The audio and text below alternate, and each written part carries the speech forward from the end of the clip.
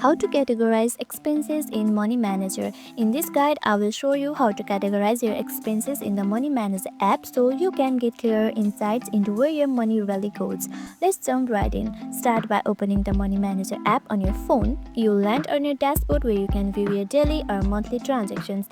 Tap this plus button right here to add a new transaction. Select the expense at the top and now enter the amount you spent like this.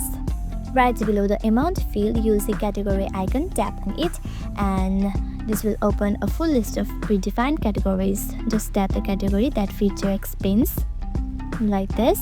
Once you have selected or created the right category, complete the rest of the details like date, amount and all like this. You can also add the note.